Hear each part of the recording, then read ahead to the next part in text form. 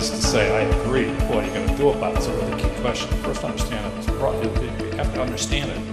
And you can see the question I got, which was, hey, what do you do with the class story? My sense is that problem, I say, what's new about it? You find any of what I just said in any professional journal anywhere in the world in the last 30 years, and I'll buy you coffee. You can't do it. I mean, I read French and German, and I see lots of stuff, and I've taught twice in Japan. None of that's anywhere. You can't find any analytical account of how party competition would vary with the strength of labor. Instead, everybody walks around with mental models from the late 19th century. Then you can't find any such empirical approaches to party competition. It's just nowhere. It's not done in Europe at all. Instead, we get endless discussions of legitimation problems and things like that. So that's my short answer. On the other hand, I don't disagree that that's precisely the problem. So what are you going to do about it? I have, however, only a morning. And I mean, I have views. That's a different problem. Now, one little piece of this is what I actually want to discuss. We thought we'd use the second half of this to talk about what makes economics so foolish as a discipline. And basically, I want to begin by actually linking my discussion earlier to this, because I think what we actually have here is a special case of Sonderfall von Geld und Politik. I'm going to begin with some true stories because I got tired of, I typically like to start with empirical observations. I was working away in the archives of a banker, Thomas Lamont, in papers at Harvard, in the business school. Because I should explain, when I started teaching at MIT, I realized there were all these business papers over there, and nobody ever looked at them. Nobody who ever looked at politics in the U.S., no political scientists, no economists, or hardly any, a few in the business history folks.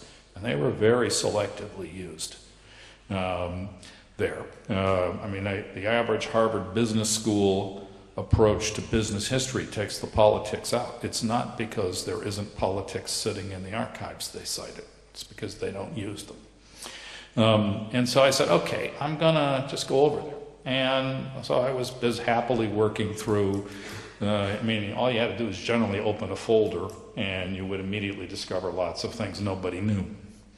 But then one day I saw the folder on, this particular banker was a trustee of Harvard. And in fact, there's a library named for him at Harvard. In fact, my joke for many years was, the only thing the average American academic does is they thank the library, then they name the banker.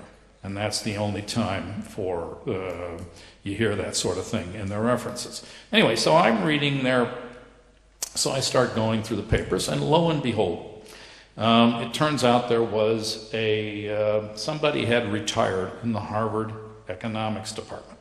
And so they wanted to fill it with somebody who would do labor. Now, this is 1944 or 45, when labor unions are very strong, and the problem of labor unions in American life was growing very large. So a Harvard University appointment in labor economics at that point becomes really very interesting. And it turns out that the president of Harvard, there's a very striking thing about the Harvard rule on promotions. It's that the president sits ex officio as a member of every committee that promotes. Now, what that means, let me translate that into it means that the president is a member of the promotion committee. Most American universities don't do that. They make at least some effort to insulate the professional appointments from the direct top-level management. Harvard does not do that. Now, one reason I'm making this point is, guess what university has been most copied abroad in the last 60 years? I think not only in Italy, where it's very obvious, but in other places. It's the practices at Harvard in terms of how they do economics. Anyway, here's my point. So I'm reading through this, and it turns out that the banker is actually sort of sitting with the president telling him who's good and who's bad. And in this case, they actually, they were trying to decide what to do with the appointment. So they said, well, you know, we hear that there's some interesting Swedish economists. Maybe we should hire one of those guys. And so they actually write the head of the Riksbank, the Swedish central bank. And he writes back, I have copies of these letters. That's because I didn't want them to disappear. And the head of the Riksbank says, nah, these people are all impossible. They're way to the left. You don't want these folks. That was the end of that particular appointment at Harvard. They eventually settled on Sumner Slichter, who, if you know the history of American labor economics, is a really major figure. But Slichter ended up working with things like the Committee on Economic Development, of which more perhaps some other time. My point is that you can say for sure in some cases, in the U.S. case, which is the one I know best, but I have taught for twice in Japan, and I have been in a fair number of German universities, so I never actually formally taught. And so I don't know all these promotion systems, but what you find that the notion that academic appointments are insulated from direct business pressures is a big mistake in the United States, and I suspect elsewhere. I had to remind a German historian the other day who was praising the old German system of approving appointments, that in fact, if you were a socialist, unless you were one of the so-called Kathedersozialisten, you know, which came directly with support from the Kaiser and the Lutheran Church in Germany. I mean, the Kathedersozialisten, in meiner Meinung nach, sind nicht Sozialisten. You couldn't get an appointment in a German university, and before World War I. And that's just that. I mean, there's a long history of direct political interference. And if you're trying to sort of sort through why is economics so terrible, one problem you've got to deal with is that a lot of people have views on economics, including a lot of business figures and, of course, politicians. And you're dreaming if you think that the institutions don't reflect this. Now, that's perfect. Now, let me make a second point. When people started looking at American universities in this, there's some really good histories, of which probably Carol Gruber's Mars and Minerva is the best, but some folks started doing statistical studies of what university presidents do in the United States. And what it turned out, there was my favorite studies by a woman named Slaughter down in Arizona. And what she did was this. This was an early 80s study. She started going through congressional testimony. We as you know, like in your parliament, will do sometimes hear these witnesses. Now, your procedures for that, as I said, in the morning, the early session, are different from ours. Never mind. So what she did is she looked at like 10 years of testimony by university presidents in the United States. You know what she found? It's an amazing study. You think they talked about education? No. Nearly all of the testimony was on behalf of some deregulation initiative, even sometimes finance. The lesson here is very straightforward, and anyone can sort of extract it, which is if you're trying to lobby for something, you have a couple of choices. One is you can go out by yourself, or, the case I use sometimes just to make the point, suppose you are Engulf and Devour Inc., Gesellschaft mit beschränkter Haftung. And Engulf and Devour can go lobby. The head of Engulf and Devour goes to Congress and says that there might be some skepticism that he was acting in a perfectly disinterested fashion. If you get a university president to do your testimony for you, they love it. In fact, there's a nice paper by Ben Page and some people in political science. He shows you that American citizens in general, and I'm sure this is true elsewhere, though I don't doubt there will be national differences. He shows you that lots of people actually, when you do appearances on TV in the evening news and look at changes of opinion, it turns out that lots of folks, when they hear, say, the head of the Iron and Steel Institute lobbying, I'll make it up, for tariffs, they discount it. They think this is obviously self-interested crap. But if they listen to experts, and they're told who decides who's an expert? Ferguson, the media. He's an expert. And they believe it. In other words, we can actually show in the case of the U.S. that opinion change on public opinion issues is significantly affected by who sends the message. And that if you do it through experts, you get bigger opinion change. You get much larger. That paper is published in the American Political Science Review, Ben Page, spelled just like Page. You can find it. I always teach it there. And so this is really a question of credentialed expertise. Now, this gets further interesting. Let me just try some generalizations here and try to fit the German case a little bit there. In the U.S. is peculiar. What you'll find, the question you want to ask is this: when did the universities get laid down? And how does that either coincide or not coincide with the rise of large-scale businesses?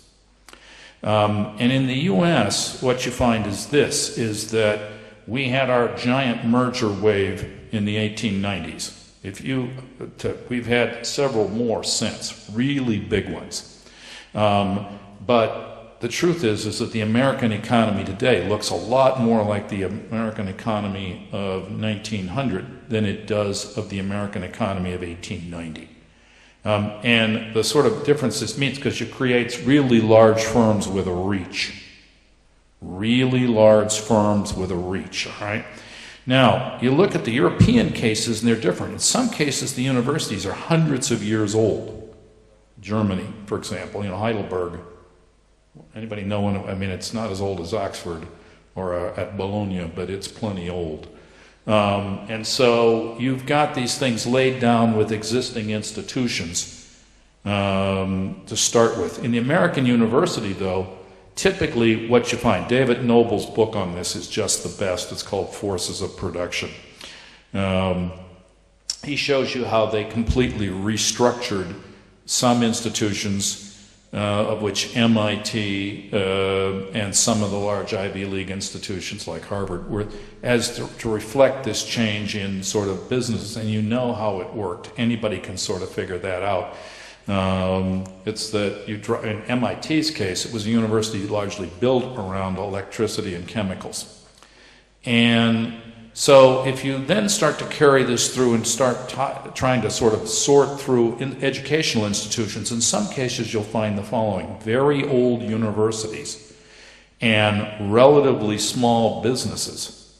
I mean, I'd say, and only, my general rule on this in smaller countries is watch the finance sector, because that often, finance is the one place where the size of the firm can be very misleading. You can control, say, $100 billion in money out of an office with 6 people.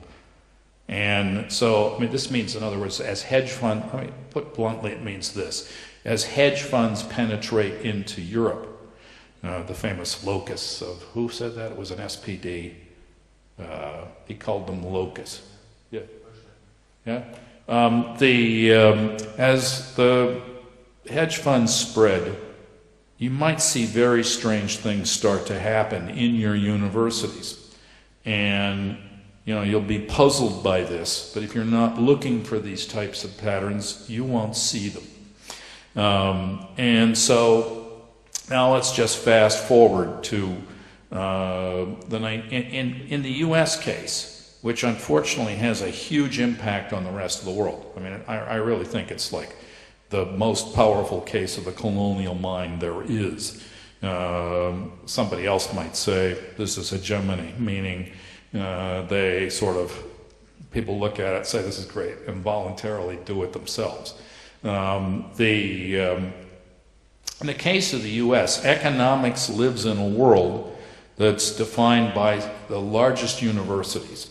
And then I think it's fair to say a model like this, if you're familiar with like Spanish politics and the patron-client Cadillo type systems that even Juan Lentz or somebody would describe, a lot of American academics are like that.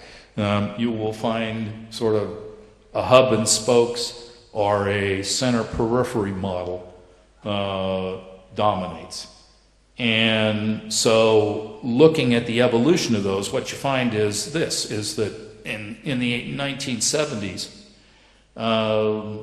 as new financial instruments proliferate, the financial theory often develops, and in many cases, it develops in direct relationship with the financial markets, and especially, I mean, you're used to thinking New York, and that's true, but actually Chicago and the Chicago Mercantile Exchange and the development of a lot of the stuff on options and so forth, that it's coming out of there. That's one level at which, if you like, the environment of the profession changes a lot, and it changes rapidly. And that's one level. A second level is plainly with policymakers.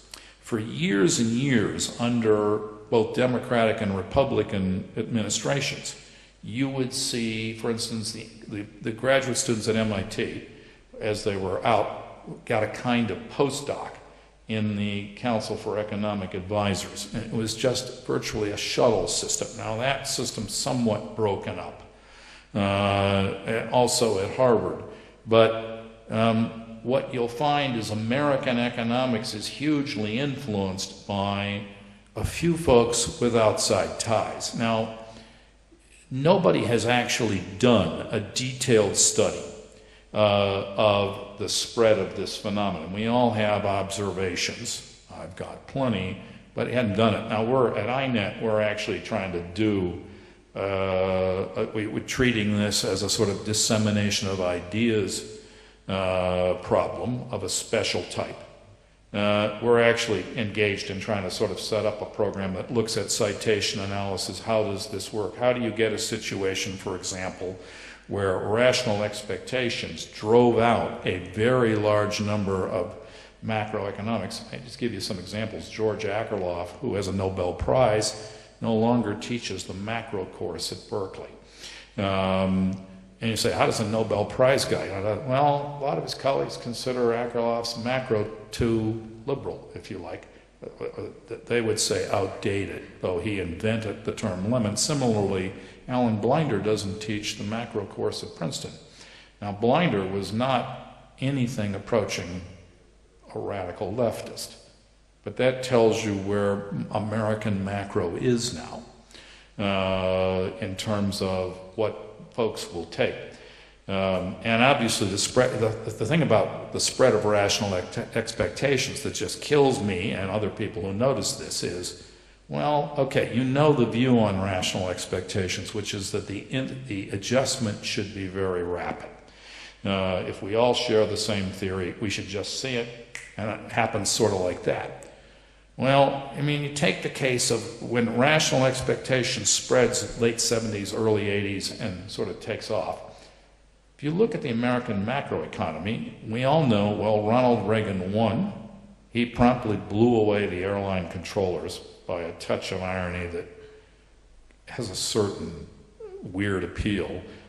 Almost the only union that supported him in 1980 was the airline traffic controllers. That's a fact. So he blew the union away within weeks of taking office. And, within a year, I mean, they did all kinds of things at the National Labor Relations Board. The typical one was to freeze all the salaries there so that people would leave. And they did that for years when they let the rest of the government salaries drift upwards after a while. And, of course, they made a whole set of rulings in the National Labor Relations Board. My point is this, is that after about a year, nobody could have any doubt that you were in the middle of a major adjustment in American, if you like, labor practice, and that the economy was going through a big shift. And, most of the time, if you do your econometrics, depending on what you're looking at, you'll probably find a regime shift. It all depends on what you're looking at. But my point is this. Under rational expectations, the adjustment should have been pretty instantaneous. I mean, under the logic of rational expectations, everybody should have adjusted their wage demands. It should have dropped. We'd go to the new equilibrium. Real income wouldn't change. It would then perhaps rise, and everybody would live happily ever after. That's not what happened. In fact, it's the clearest cut case you can ever see of a sort of long-run recession policy maintained with great political pressure over long periods, the sort of thing you live through in Europe there. And indeed, if you're looking for, just take a look at the austerity politics. Now, my reading of austerity politics here, you can, if you like, correct me, is that for the last 15 or 20 years, parliaments refused to vote the budget cuts that much of the business community wanted, and so the central banks would maintain excessively high rates. I've had arguments back from people that I think that's clear. I think it's particularly clear before the Bundesbank became part of the European Central Bank, but my point is not today to talk about German macroeconomic policy. It's about economics.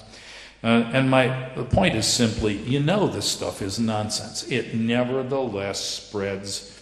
If you don't like it, I don't like it. I'd say like Ebola, that virus that's out there right now, or something like that. And so the question is, what's wrong with economics? Yeah, we know that the textbook problem is acute. I mean, just to recapitulate a bit, we know that sort of basic aggregate demand and supply stuff actually has gradually dropped out of most instruction in the sense that you are told not to worry about it because prices will adjust or something like that. And hardly anyone hears in most of their macro courses much of a story about, aggregate demand is really a huge problem and you can't count on it. Indeed, for the last 15 or 20 years, we heard in the U.S., and it was very popular over here, about the wonderful properties of the new economy that meant that cyclical disturbances were much less, right? I mean, I was around when even people who should have known better, like Christy Romer, gave a paper in the early 90s at Harvard in the economic history seminar that I was a member of for ages. They gave a paper saying, well, monetary policy, even in the Depression, was the only thing you needed. I had the experience just because it was special, weird circumstance. I had to go directly from that seminar where we all had a discussion, and I just said, this is not right. I went up to see John Kenneth Galbraith, who had been alive in that period and who had written the first big study of the effects of New Deal economic spending, which wasn't much, but there's a famous paper by E. Carey Brown on that point. They didn't have the courage and they didn't have the convictions either for much of the 30s. At any rate, Galbraith's view on this is just, what he said was unprintable, and I will not repeat it. We're a sort of family audience. The point is that this was in the most sort of reasonable and liberal Keynesian part of the American economy. It was Harvard and that, really MIT, not Harvard. And that was actually from Berkeley, but presented in there.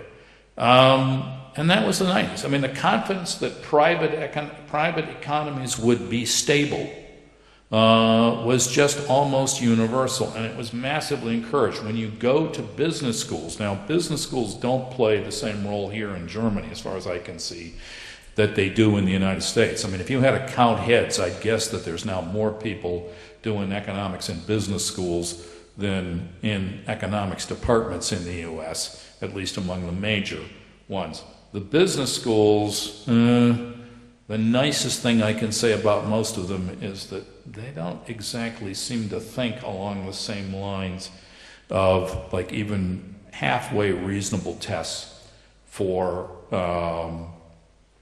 is this true? In many cases, a lot of the stuff business schools produce is, in my opinion, junk. I mean, it's not.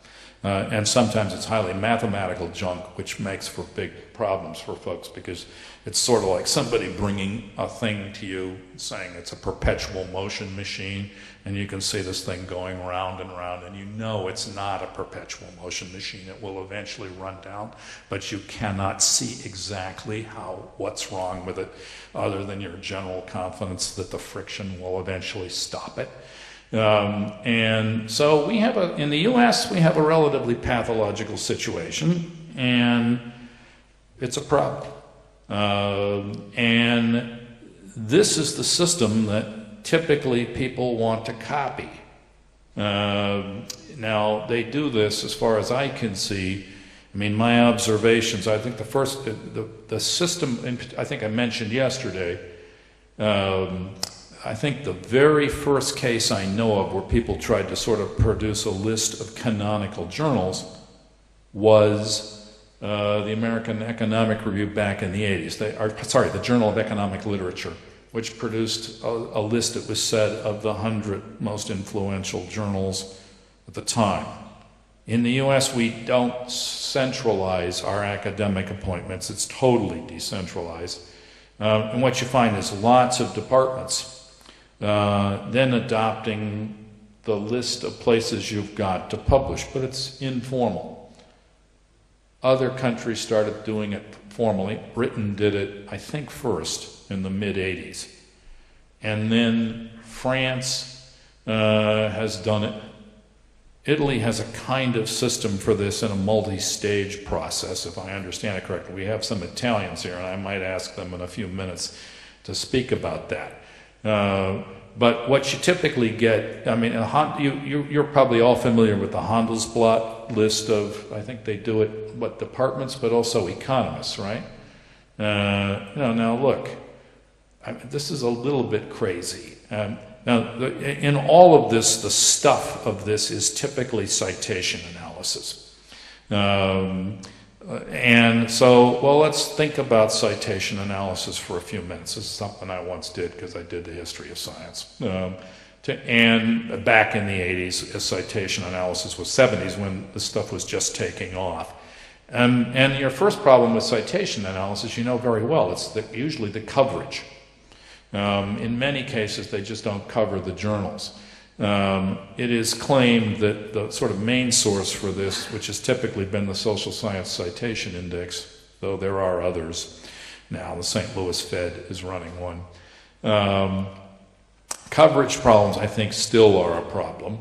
And in particular, what you do with book chapters and books is an enormous problem. And you can see what's essentially happened in economics. Which is that because people couldn't solve this problem. I mean, people just sort of give up, and they stop writing books because you don't know what's going to happen to your citation story. And it's all fine for the Social Science Citation Index to say, we'll think about this, but what you got to do, somebody has to manually enter the book at some point. And you can see the problem. Books and book chapters, which are frequently, I mean, if you start thinking about this in evolutionary terms, we try to keep now these two planes of these discussions apart, what's actually going on, and then how it might work in the longer run, where there is not still a lot of work.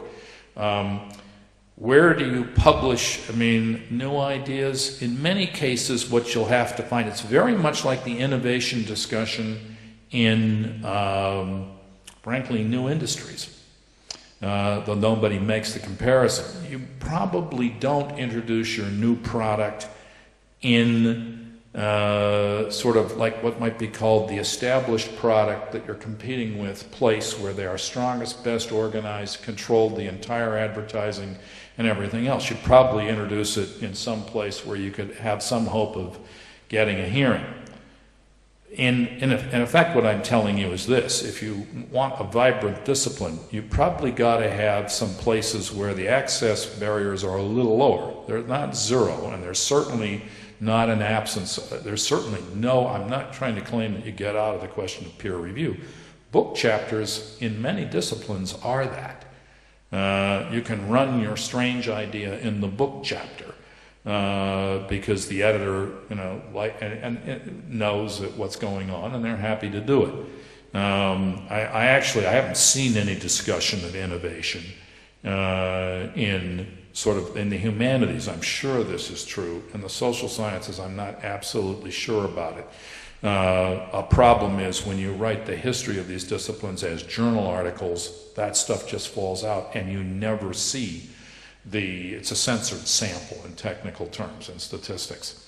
And so my guess is when you move to these, what did I call it yesterday? Versteinerung, fossilization of the discipline, that's what you get. And there's another way of putting it, my simple slogan for many years: if you want rigor, you're probably going to have mortis very quickly after that.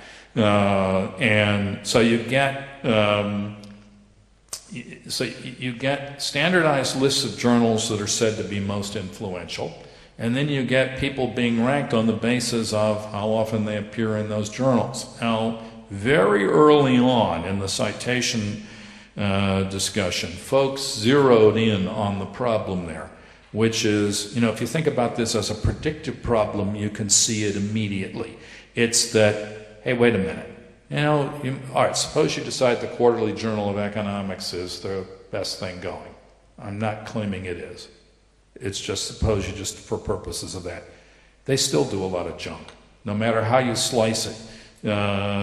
Just even if you accept even the criteria that are offered in the discipline, lots of QJE pieces just don't have any impact at all, which means that the variance inside the journal is very large. So, now imagine indexes constructed with variances that are, in some sense, my slogan is bigger than the mean. And you know what that is? It's just junk. And so, on the other hand, if you want to, what this also does is it sets up an entirely different situation. Now, if you ever read an old book on committees by Duncan Black, it's a real famous book. I'm not a huge fan of it, nor of the coalition theories that have followed it in sort of political science and economics. But you learn real quickly, what do the chair of committees have? And the answer is they got agenda power, meaning they can control very much more. If you standardize a relatively small list of journals and say that's the only place you're going to do economics, you are virtually inviting small groups of folks.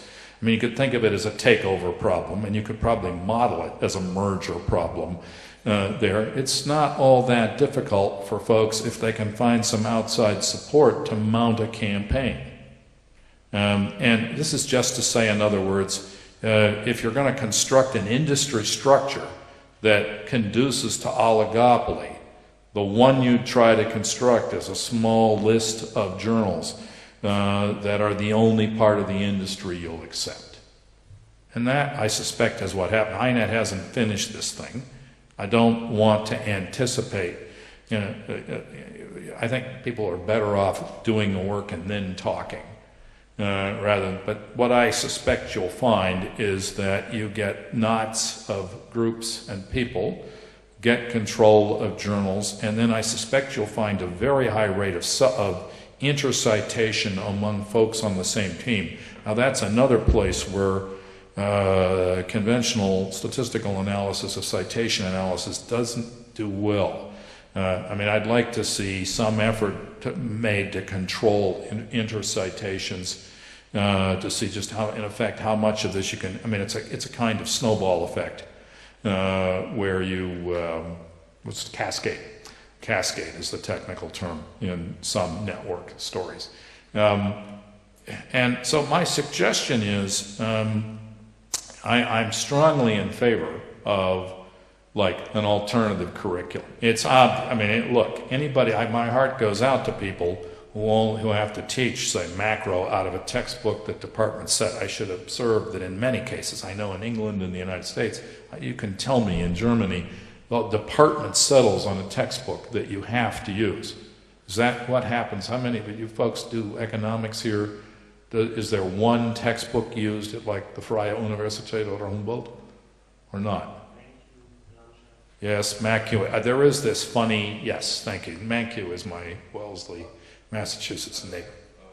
I don't think that the department tells the lecturers to use that book. It's more like the lecturers think they must use it. Yeah. Everyone uses it. Yeah. This, we could all debate whether that's internal or external. I think they're telling us to use a mic.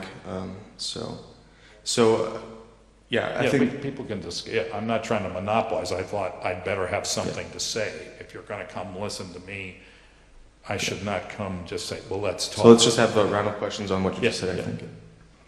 I think we have a quite good example. Just recently, we were talking to a professor teaching the introduction to economics, and he actually is quite progressive and wanted to use a different textbook than MANQ.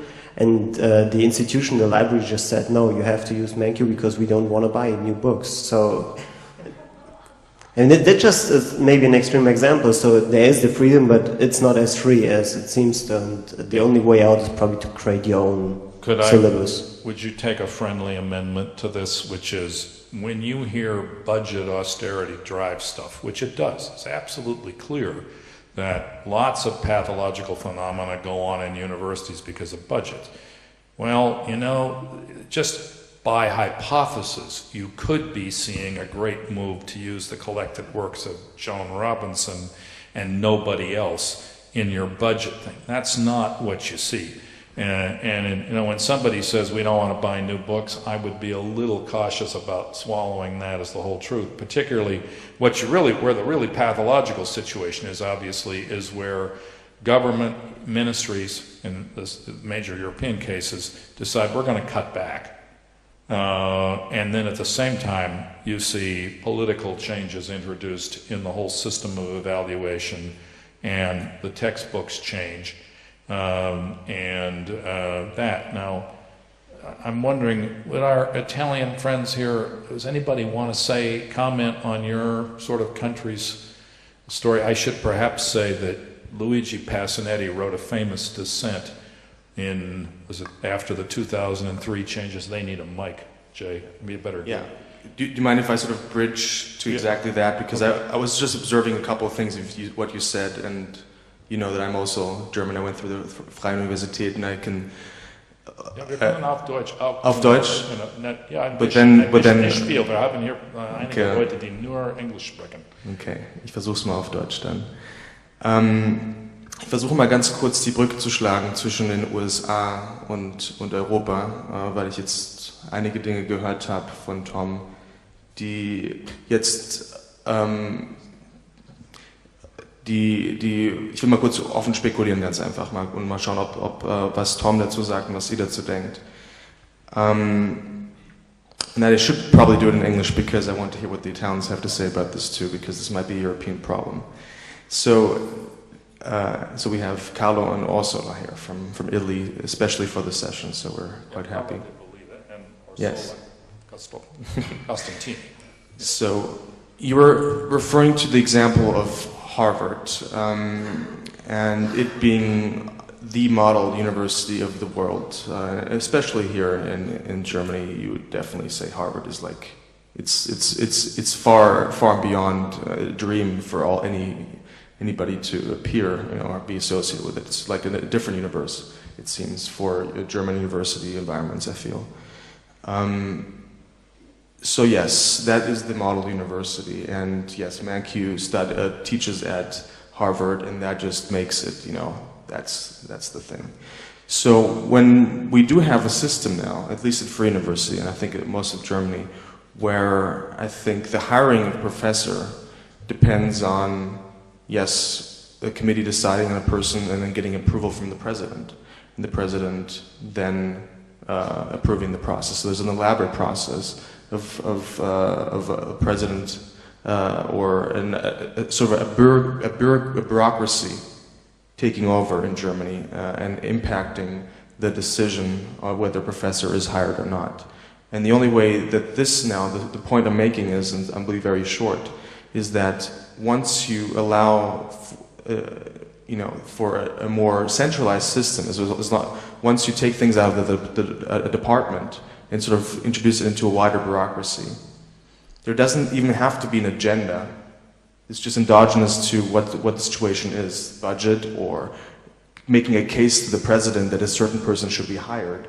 Because what he referred to, exactly, where has he published? What is internationally recognized? And then one other point, and can he or she bring in outside funds? Yes, certainly, especially that's in an Germany, overwhelming consideration everywhere now. Now, where are the outside funds? Drittmittel in German. That's it. And I think that's a huge thing, especially now at Freie Universität. I know that, professors basically bought their way into positions. I'm not going to name names, but I know people who brought in a humongous amount of Drittmittel and therefore got a professorship. But that's mostly business schools, I think, not necessarily economics departments. But so here we have, even without any agenda setting by the specific university, a centralized bureaucracy has to be convinced by, that a person you're bringing in is an internationally recognized scholar, and the only measure is that the top 5 journals in the US are the measure. And if you do anything else outside of that, those publications, then the bureaucracy won't even accept that person as a viable hire for a professorship. Now add all the other problems that we have in Germany, like lack of funds in general, then we just have less and less professors, therefore also more and more professors of a certain type and less diversity. And hence we are in a situation where I feel we're getting almost nothing, and we have to fight for getting almost nothing in our departments. There's almost no course offerings, even in neoclassical models, or there's no diversity of neoclassical approaches inside our departments. It's been pathetic, to say the least, at least from my personal experience. But so the question now, to bring it to the Italian case, if the case is yes, we're sort of going to sort of a centralized model in the hiring process, and having to convince a bureaucracy that a certain professor is indeed a viable hire, then you get into all these weird dynamics. And I'm asking, is that the case in Italy as well, to open it up to Ursula and Carlo? You want to come up here, or do you want to sit? Yeah, and we can just have an open discussion, so everybody can just demand the mic, I think.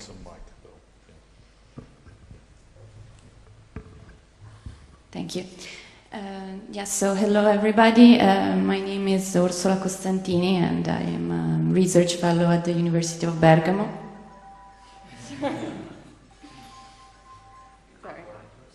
Sorry. In Italy, exactly. Before I answer your question, I wanted to say one little thing about what you, Professor Ferguson, just said, and specifically about the Committee for Economic Development, because I've been reading some archive papers about that, and the Committee for Economic Development at some point is was a very powerful lobby we can call it lobby in US, that has influenced a lot, especially fiscal policy in US. But in the 50s, they started, reading the papers, I found out that they started really focusing on education, on how to influence educations in the colleges and universities. And what I found out is that colleges themselves and even individual educators contacted them to get material. So it's not just, yet for sure, there are some big universities, there are somehow driving the tendency towards certain paths of research and methodology, and then there are the followers, and this is a mechanism that spreads. And about centralization, this connects to the problem of centralization, because if the allocation of public funds is centralized and depends on national criteria, this mechanism of spreading methodologies and themes of research is enhanced, because colleges and universities want to have access to larger funding. But there is also an early, really follower mechanism, as you said, colonial in a sense, because and I can mention the case of the university where I studied, the University of Pavia, which used to be a fairly well-known, also at the international level, university for heterodox tradition. And some professors retired, some turned into neoclassical, and they destroyed the previous tradition that was good and heterodox. But at the same time, they obviously weren't able overnight to build a good mainstream tradition able to attract students, because in the mainstream world, this university wasn't known at all. So it was a self-defeating choice, just to. So there was no convenience in that choice to turn neoclassical and mainstream. It was just complying with a general trend. And so there are different mechanisms at play, I'd say. And for sure, though, centralization and allocation of public funding has a relevant role, also because those who receive more funding can hire more, and so they become more influential in the scenario. But I wanted also to mention a couple of other things, because, well, I think that universities are also somehow responding to a situation where there is a general high average level of education in the society, and also a proliferation of contents, thanks to new media, etc. They're more accessible than in the past, perhaps. And in these situations, universities are somehow trying to protect themselves as institutions from this situation. And instead, I think that both the changes in the evaluation of research and the Bologna process, that is a European process of changing higher education, are two sides of this attempt to respond to this situation. And the response is basically a way to, instead of it's a way to sort of control and normalize the contents that are being produced by university and that are labeled as research, institutional research. As to the Bologna process, that has more to do with the curricula and the structure of education,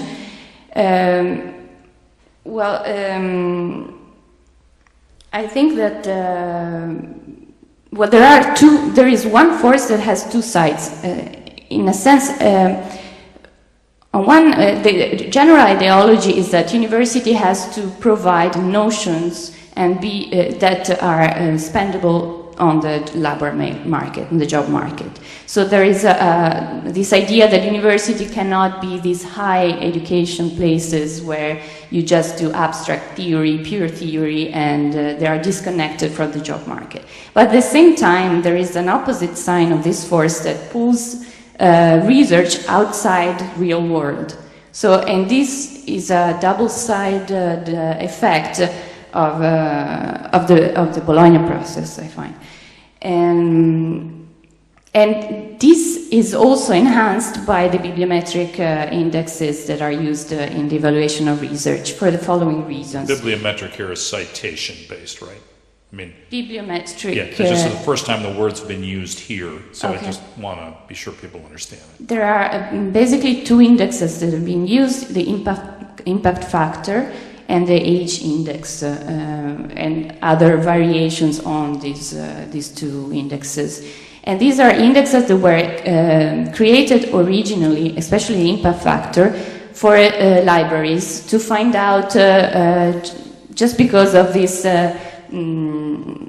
thing that universities and libraries become more efficient in a market sense. It was an efficient way for libraries to know which articles, which journals, and which books would be more likely downloaded and read. So it was a way to render efficient the mechanisms of buying and subscribe to certain journals. And the intent of these indexes was not that of evaluating the research, but only the probability that that paper was read, which is fairly different, you will agree. And especially it has some big flaws that regard the fact that, well, first of all, well, maybe that's something Carlo can talk about later. But there's a problem in evaluating new research, new ideas, original research that hasn't been cited in the past, for example, because it's new, and ideas that are original and don't refer to other streams of research. So I'm getting off topic. You might. So let me just add just a bit to this. Yeah. And that we, as I sort of said yesterday, when there are several waves of these changes in Italy, and when one came in 2003, there was a very good dissent by Luigi Passanetti. 2006. And that we just reposted on the INET website. It still reads, it makes as much sense now as it did then. It just was the minority opinion, and you can just sort of read it.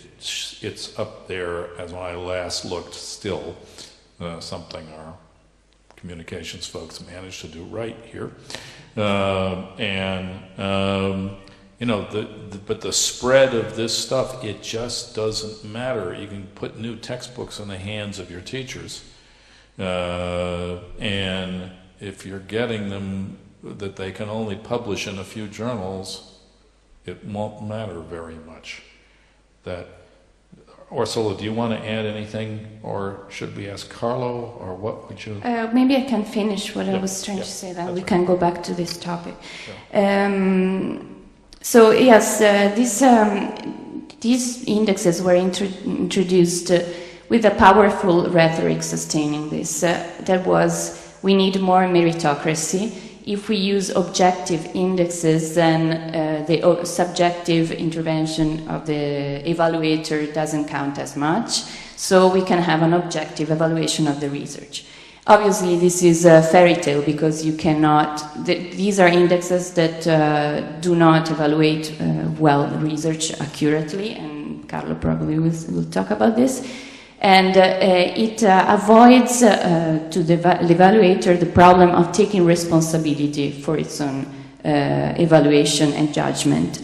And this also creates, the specific design of these indexes creates some perverse effect because it favors mainstream streams of research. And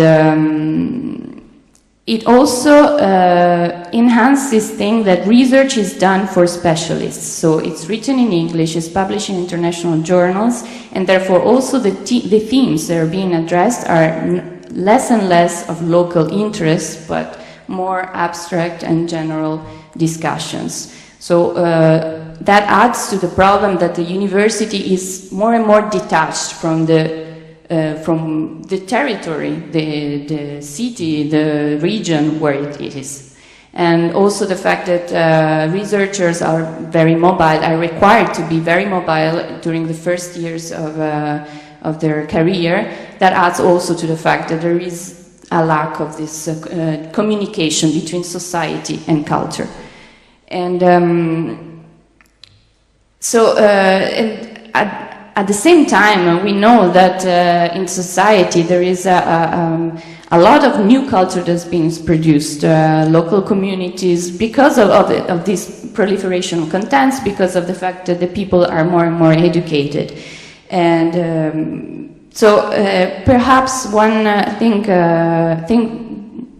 that one direction of the discussion that we could take is that how to make universities that connects both education, curricula, and evaluation of research, how to make universities a place where these contents coming from the society can be part of of a discussion, a plural discussion, instead of being like selected, chewed, and produced as in form of strict and normalized and standardized notions that do not bring about an emancipation of knowledge and of people, that in the end just accept what a bunch of technicians say, for instance, about fiscal policy and debt sustainability.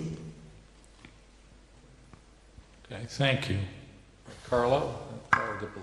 Well, we're already talking a lot about Italy, so I'm trying to refer a little bit to what may be similar in other European countries. I think there are a couple of structural conditions in Europe that make our case a bit different from the US. First of all, you have the specific situation in the in the university system. Let's say that at different times in different countries, more or less in the second half of the last centuries, you had a period of fast economic growth in Europe. At the same time, the transformation of the universities from elite institutions to more or less mass institutions. That means that there were spaces growing for a certain plurality of views within economics, simply because you had a need to hire a lot of people. So even heterodox economists got in. Now the structural situation is very different, because on the one hand you have a sort of saturation of the job market for economists in European universities. On the other hand, you have austerity measures basically everywhere, including in countries where there will be no rationale for it. And therefore you have to start making stronger decisions on who gets in and who gets out of the university system.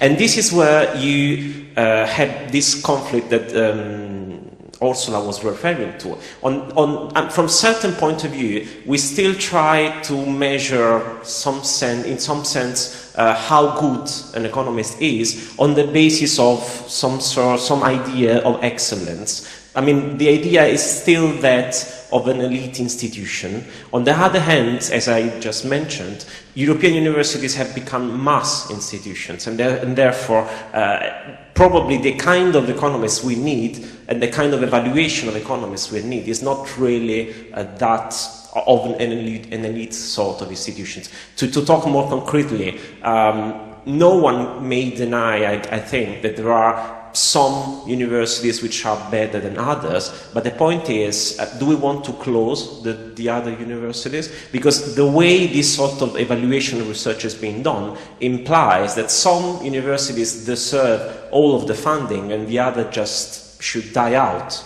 And that's really not compatible with what society needs at this time in Europe. Now, the other structural situation which makes things a bit different from the US, I think it's concerns the labor market more in general and the economy more in general. We all know that the public sector is much larger in Europe than in the US. What is the consequence of this? It means that most of the economic students will end up working in finance ministries, central banks, or other public-related entities, simply because there are less large corporations in Europe than there are in the US. There is a higher need for, let's say, Betriebswirtschaft kind of students rather than Volkswirtschaft.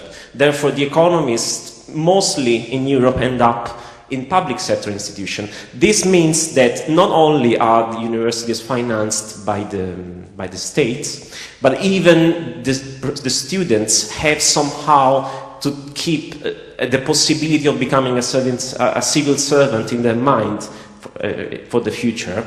As a consequence, politics, in a wide sense, I mean, the public sector has a much stronger influence on the way economics is being taught and the way research is being done in Europe than it has in the US.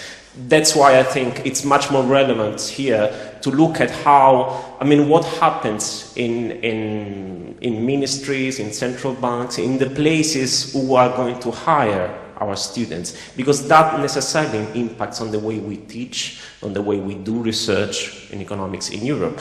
Here, the impact of politics on economics is much more direct than it is in the US. And that's, I think, also a little bit the case of Germany. Then, if we want to talk about some specificities, I think even our Austrian friend may confirm that in smaller countries, again, that's a difference with the US, what you often find is that as soon as you start talking about, I don't want to even talk about schools of economics, but discriminating different sorts of economics, things quickly become very personal. Because if the network is small, and if you want to talk about a certain approach, you are starting talking about specific people. And that's a further complication when it comes to evaluating research in economics, especially in smaller countries. Thank you. Could I make one quick comment on that, though, Carlo? I mean, I was thinking of your case about the influence of, say, central banks and other government institutions. This case is worth mentioning. Somebody has done a study of the Journal of Money, Credit, and Banking in the United States. This is certainly one of the most influential journals in monetary theory. Well, then they found out, after doing a lot of hard work, I don't have the numbers quite right in my head, it's something like out of 16 or 19 members of the board, 12 or 13 were all consultants to the central bank. And what that's saying is essentially your central bank is operating as a kind of shadow operator in monetary theory. And if you don't think that has an impact on monetary theory and on your life, you're wrong. Now, I would add that this goes way back. The U.S. Fed maintains vast numbers of consultants. And we've had a lot of trouble trying to get them all released. But usually in the U.S., if you look hard, you can probably do it. Not always. I happened to spend an entire summer in the Banque de France, and at the time I was thinking of the French historian Marc Bloch had famously said there were two places nobody was ever going to get to look at the records of. One was the Vatican and the other was the Banque de France, but I was in the Banque de France. And so I wasn't allowed to see anything past 1945. But I was, and you could see in the 20s and 30s, in other words, cases back in the past, they had huge numbers. In France, it's true, the tradition of paying not only, if you like, academic consultants, but reporters is very direct. If you've read Balzac, you know exactly what I'm talking about.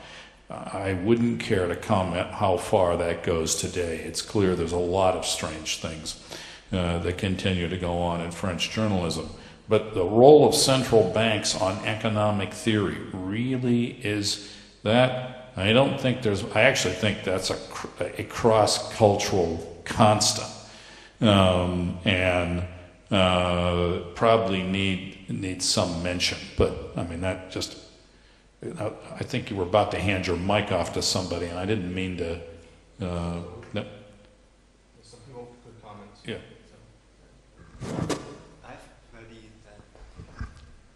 I have a straightforward question, and it's you mentioned that the current citation system is corrupted. So how do you want to assess research output? Okay, the first thing is, as Pasanetti says very straightforwardly, look, you got to read the stuff when you're making personnel decisions. The truth is that the dream of, the term Orsley used, quite bibliometric, we count books, essentially, or anything written. Look, I have no objection to what might be called an indicative system where, as a first cut, you take a quick count. When I am asked to evaluate folks, I certainly look at, okay, well, how much did this person publish? But then your judgment doesn't stop there, and you don't use that for any fine distinctions of any type. You got to actually read the stuff and evaluate it.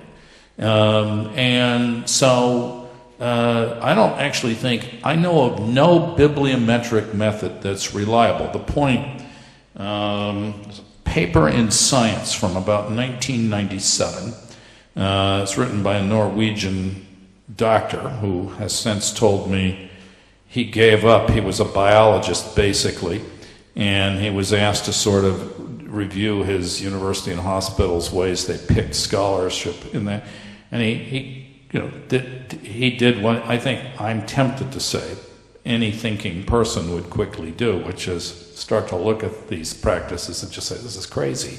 He's the one, the article's called The Skewness of Science, and he just makes the point about variance that I just earlier said. I mean, the truth is, you don't use citation analysis for anything more than a rough cut. And for sure, you don't turn it over your evaluations, either of budgets or personnel. I mean, frankly, it's like a lot of people, I mean, there's a related controversy, which was the use of IQ scores for student evaluation in the United States intelligence quotient. I'm sure this must have arrived in parts of Europe too. I don't believe it. If you tell me the alternative is not IQ, but some test score. Today, most people have caught the point that for individuals, those are not very accurate, even if the group means are better than the individual numbers. And like, you'd have to be crazy to evaluate an individual on the basis of some test scores just alone in an important decision, even if you don't think the tests are totally junk. Now, I've actually helped devise some tests for when the yeah, Carl, you want to? No, it's just so you wouldn't. I mean, use and I think, frankly, like I said yesterday, why are candidates in Italy and France evaluated on American journals? I mean, I understand you want a cross-national ideal in a large number of cases. I'm not trying to argue for local evaluations.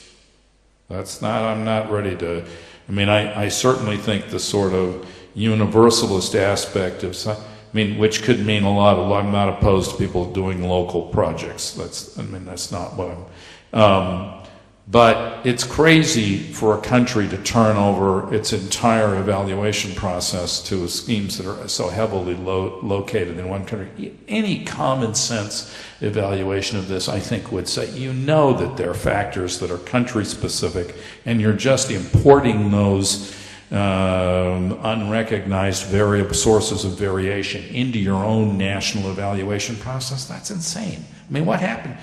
What happened to the sort of realization about uncontrolled variables by all the statisticians who sort of recommend this? I really have trouble with statistics, but Carlo wants to talk, and I'd rather hear him than listen to me. So, okay. Oh, yeah, I think that the answer to your question. We got a mic over there. I don't think there is an answer to your question because you didn't ask what is the evaluation aimed at. It is one thing if you want to evaluate a researcher, for example, for a certain project he has for the future, and then you don't want to really focus too much on what he did in the past, but rather in how promising is the project. It is another thing if you want to evaluate an institution. Then I would argue that universities don't just have to do research, they should also be teaching. So maybe you want to also consider other factors. Or even another thing is if you want to evaluate, let's say if a certain paper has had more innovative or qualitative content than another paper. So already you have to start distinguishing between the evaluation of individuals, the evaluation of publications, the evaluation of institutions, and then again it depends on what is the evaluation for. I mean, one general problem with rankings is that they are usually related to a specific criterion, but then people start to apply them to everything. It's like, you have meters to measure length, but then if we wanted to use meters to also measure sounds, time, brightness, or whatever else, no, you need a specific unit of measurement for each variable you want to measure. That's the problem with rankings. They give the impression that since they are numbers, you can apply it to everything, but that's just not the point.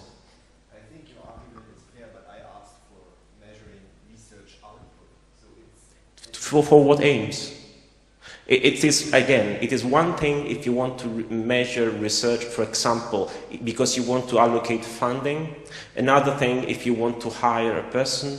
Another thing if you want to historically evaluate which, I don't know, approach has had more fortune in a certain country. Why do you want to measure? Then I will give you a measure.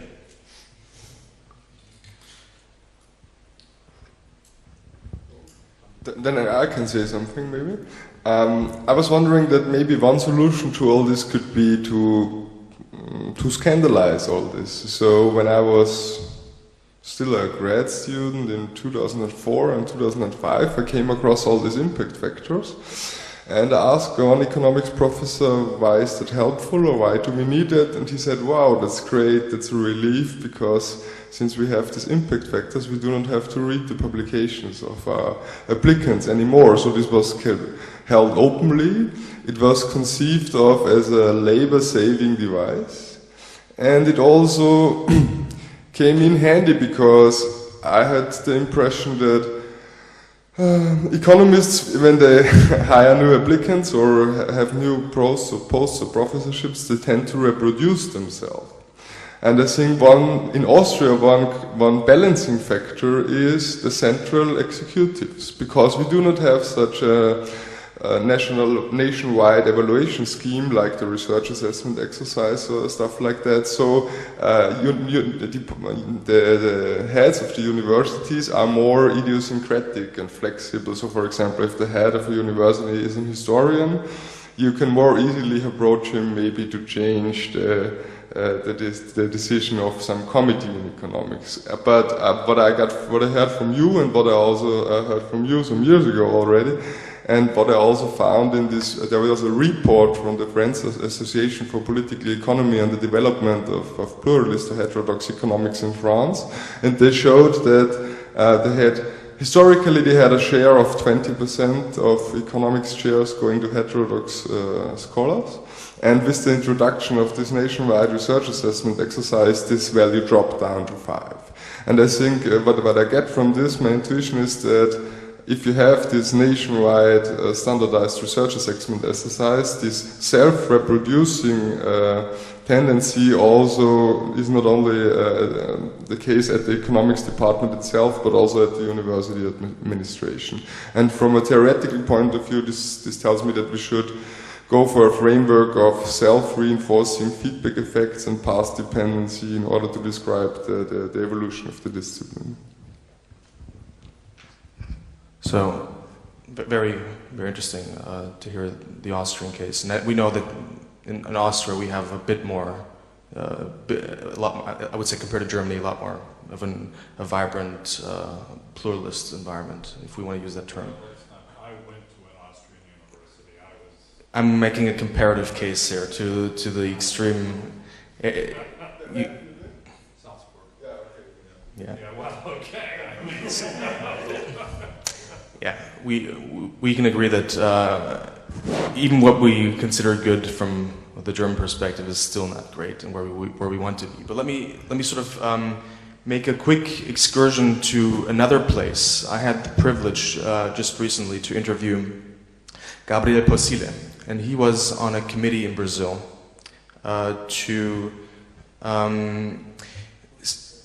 He's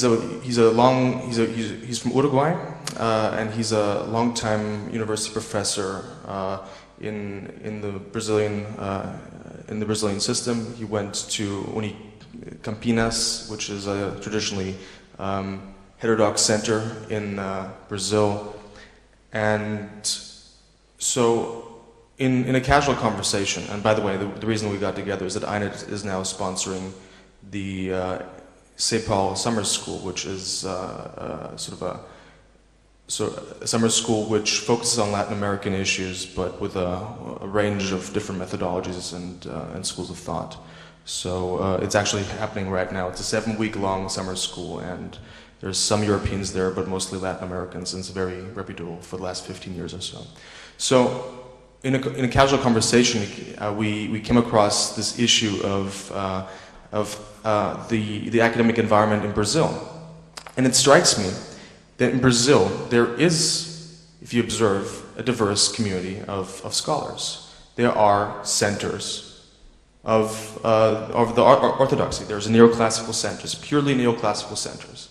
But then there are other centers that are purely heterodox. And then, interestingly enough, there are diverse centers that have professorships in in a variety of camps inside the same institution. And so I kind of was quite interested in how this came about. And he was explaining to me, and this is also, Brazil is now different from other Latin American countries, and I can explain why that is as well. But just to come straight to the point, the system in Brazil right now is based on the system where professors, when they're hired, are evaluated by a point system. Okay, but the point system is quite different from our system. The point system is based on the notion that there's a committee which reviews journals every 3 years, and the professors in Brazil they're doing it for themselves. It's the community, the Brazilian economic professors community, commissioning professors to do this. They then rank journals into a variety of categories up to points of 4, 3, 2, 1. But the difference from our system is that every school of thought, or at least the ones that they're covering, so it's not the neoclassical journal gets 4 and the rest gets 0. It's the post-Keynesian journal would also get 4 alongside. So they have to decide what is the best journal amongst the post-Keynesian community, and what would you respect most as a post-Keynesian. And that journal would get the equal weighting in the evaluation process as the neoclassical camps deciding what are the best journals for the neoclassical schools. And so I actually drilled them, how far does this go? How far into different schools of thought the Austrians are not covered in this, for example. Or, they're sort of a different type anyway. But the problem is that the system only reaches so far that a lot of new types of methods that we sort of take, like complexity economics or other disciplines, are not really covered in the system so well. But already, since this method is updated every 3 years, there's a chance for professors to be hired and be full-standing professor. And the additional element here that makes this interesting is that it's a distinct Brazilian character, but the Brazilians believe in compromise, and unlike other countries. But the compromise now on the national level manifests itself in the fact that they have one big annual conference in which all professors and graduate students appear and present their work, and there's a rotation also. So sometimes but the issue is that they have to interact with each other. The schools of thought, different approaches, have to interact once a year in this conference, and there is some diversity. Now we have to sort of understand also that the Brazilian academic environment is quite small. It's not a huge community, so we might fill the room here with the people, and so they can actually have to deal with each other because the environment is small. To enter into Brazilian academia, to get into the Brazilian undergraduate program, that's the real cutoff, because they have national tests. You have to get a test score, you have to get into the top 5% to then get into an economics program. So that's the cutoff. So the students are usually quite good, right? But then once you're in the system, it's sort of very small communities. There's maybe only several hundred economists really active in Brazil. So that's sort of that's another discriminating factor. But the thing is now, to understand Brazil, is that the discriminating factor for hiring and the academic environment is not the school of thought or a certain method necessarily, but how active you are, how much you publish. And that's the discriminating factor for whether you're a professor or not. So there's more detail on this, but there's now taking this now. Just to give you the context for wider Latin America, Uruguay or Argentina are other examples where this, or Chile are examples where this is not the case in this particular way. And so this goes back to the 1970s, where obviously we had we had a very interesting times in terms of different. military dictatorships, but also very strong leftist movements inside most of the Latin American countries, Marxist movements. And therefore, in Brazil, the government was compromising enough and not threatened enough to allow these centers to actually exist. And it was sort of a push for excellence. In Brazil, the notion is that you have a diverse community of scholars. That's the notion of excellence in Brazil. So you allow the heterodox centers to exist.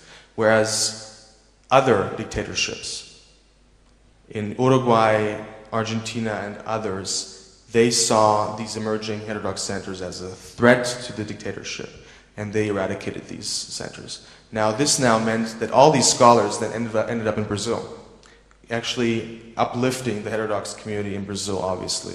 So now, obviously, we have this quite diverse community, and that's why Gabriel Posida, he says he didn't leave Uruguay because of that, but now there's quite a few scholars did, and so that's sort of the environment that we see. Now, the issue now in Brazil and Latin America more widely is that we do have this phenomena of regional publications.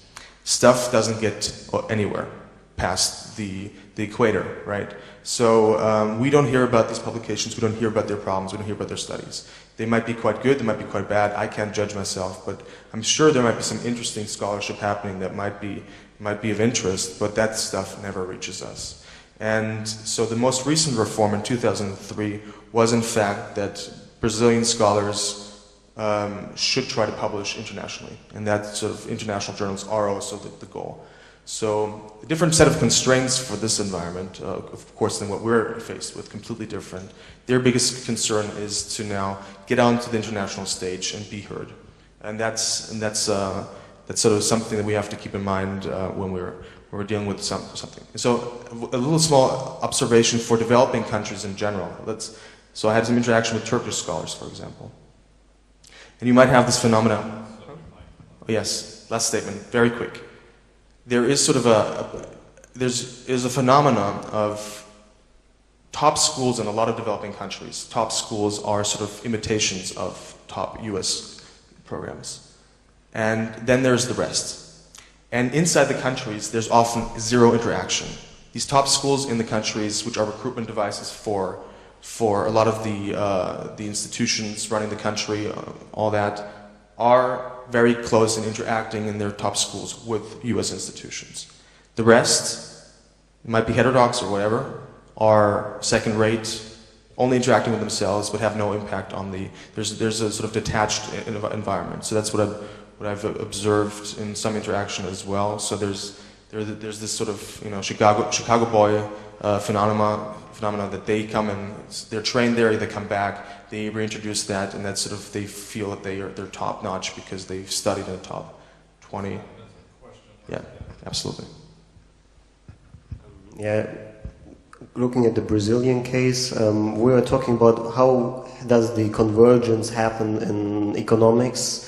And the drive for internationalization in Germany seems to be like one of the drives to orient at the neoclassical journals in the US. So isn't that kind of a threat to the Brazilian, if they try to go international, that they will also like look for the international journals, which we are looking at the one? Well, exactly. Very quick answer. It's not necessarily a threat because you can still decide that there are international heterodox journals like the Cambridge Political Economics Journal, or what is it? Cambridge Journal of Economics. Cambridge Journal of International. Yeah, exactly. So that's sort of that's the top. I big mistake to focus on just one. Yeah, but that's what they have. I can show you a list. So there's about a range of 15 top-rated journals and. There's a range of journals that you can publish in to get a top rating, and then that's sort of where the post-Keynesians aim for when they go in Brazil. So there are sort of international heterodox journals. It's actually much easier for post-Keynesians to publish in those kinds of journals than the neoclassical scholars to get into Econometrica or the QU or something. So there's more questions. I think we're not in no rush to go anywhere, I think, except for lunch. So I think we have another good 10 minutes.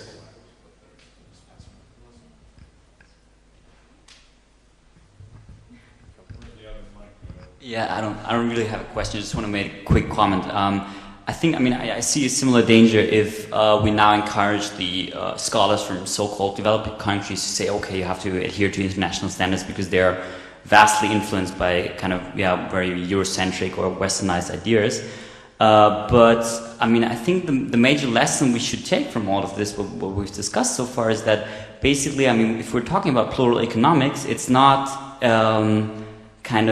it has a social context. It has a context of social struggles, and we can see that if we look at the case of Chile or other dictatorships, and how also the CIA and other Americans managed the Chicago School to implement there, and they're still there at some of the private universities in Santiago, and actually dominate the academic system even more than 30 years after, right?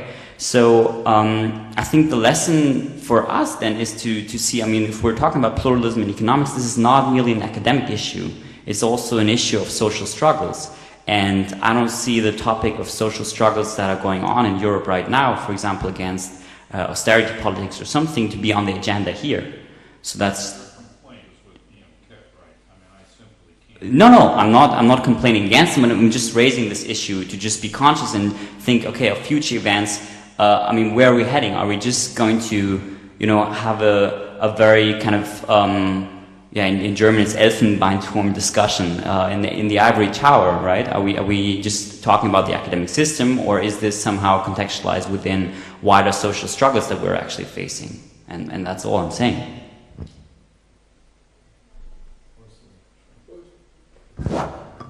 Thanks. I also don't agree with having a list of heterodox journals that are top journals for the following reason. I'll give you an example. I was at a conference in France this April, and it was about full employment in Europe, and there were many speakers with their own papers. Among them, I had my co-author and I had a paper, and we presented. And all these papers will be published in a journal that is the Review of Keynesian Economics. That is a fairly new journal. That is not a top heterodox journal. It's a good journal, I think. It's new, so it doesn't have a very good record so far.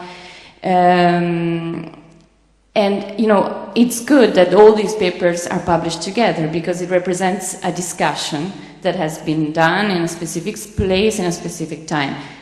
There's a variance among those papers. Some are better, some are less good, and that doesn't. Some could have been published in the Cambridge Journal of Economics, but Cambridge Journal of Economics has also an editorial line, so not all type of papers can be published there. And so that's not. Okay, it can be useful to say that in some circumstances, so you can preserve some kind of pluralism, but it's a battle you do because you can't do better. That's the point. So, and related to what you were saying, I think if we want to make the discussion deeper, then really what I was trying to say before is. We need to rethink the role of university and culture in society, and it's going to be a new thing because society has changed relative to the past, and how to reconnect, to create links between society and culture in a new way because the world has changed, and how to do that. I think that one important thing is recognizing the role of students in determining the curricula, in the sense that creates some autonomous spaces for students to build up courses that are recognized inside the curriculum, that they can fill with the specific content. And that ensures, for example, some kind of attention to new things going on. That, I don't mean to say that students should determine the whole curriculum. There's still a role for institutions in that, but some autonomous decisions about the actual content of the curriculum should be devoted to students, I think, and maybe that's an idea. I will second that because I'm also skeptical about such a list. Maybe because so citation and giving citations and setting citations is always a reactive system. So if we make some rules and say, "Wow, these 20 journals are high quality," then the researchers will look at the rules and they will adapt their behavior, and they will try, for example, to primarily submit to these journals, and then you have a demarcation. You have those journals with many submissions, high rejection rates, tough competition, and then you have a series of other journals which are not in the list, which will get fewer and fewer and fewer submissions. And you can make empirical studies of that. For example, I have the case of the Socioeconomic Review in mind. It's basically a small journal publishing few articles for the socioeconomic community in Germany and the regulation theory community in France. And they had some good articles in recent years, and they published very few pieces. And what happened is they had 2 or 3 highly cited articles in the last 2 years, and this pushed their impact factor from 0.2 to 2.2. And as a turn, I submitted one paper to the Socioeconomic Review in March, in April, and they told me this was submission number 240 this year. Normally they have 30 submissions a year. So you think this is highly reactive. There is an accidental event, the impact factor of this single journal rises, people see, wow, there's a new journal with a high impact factor, let's submit our work there. And they say they have lots of, for example, neoclassical submissions with people who do not really care about the orientation of the journal. It's just this reactive trend. So I also would be careful about such lists. You have to find some way to moderate that or to... Well, just to clarify, I think the goal was, what is the impact on the environment is that you can be a full professor, and that's and have diversity of curricula based on. I think they're trying to get you in the mic that I see there. That's the only point I want to make. That's the huge difference to what we have here, and that's sort of on the basis of that. That's just, but all the problems it brings, they are quite aware of that themselves. No, just commenting on the students. You're probably right. I mean, most of the things we are saying look a little bit like these strange academic people talking about their own business, which is not really related to your problems. It is very much related, and I think it's probably one of the reasons for the trade union wanted you to be here to try to elaborate on that. Just to make one example, if you think of maybe the 2 most influential pieces of research in economics recently have been 2 books. The Reinhardt and Rogoff theory that debt above 90% is apocalypse now, and Piketty's book on capital. So all this discussion about journal rankings and whatever shows you that every economist basically has a strong incentive not to write books, only to write journal articles which nobody reads and nobody really cares about. As a consequence, there is an institutional setup which drives us to become socially useless, whereas it would be much, much more relevant if we could write many less important things, such as a few books. This is just an example. I guess we'll have closing statements from people, and then we'll close. Yeah, just for maybe closing thing, what really troubles me a bit is that I think other science should have the same type of problems. They have strings of theories, but how do they survive diverse, and economics does not? So well, they don't. My friend Segalov, the guy that wrote the science article, skewness in science, and skewness applies to left. Skewness and science will apply to the point about variance will apply on the left and on the right, I suspect. He told me he gave up trying to influence in biology in Norway because he wrote this piece that was internationally famous, and they just nevertheless stuck in the citation system. He thinks it's been harmful. I think sort of psychology has similar problems to economics, I would say, in terms of our... much worse. Yeah. Anybody else? Okay. can say one last thing. I agree very much with what Carlo just said, that evaluation of research matters a lot for the reason he mentioned. But the point is, peer review is not flawless. Of course, we are humans, but that's not something we can change, unfortunately. So the hope for something more objective that exaggerates individuals from their specific personal responsibility and judgment is a bad idea, and it doesn't work the way one may hope for.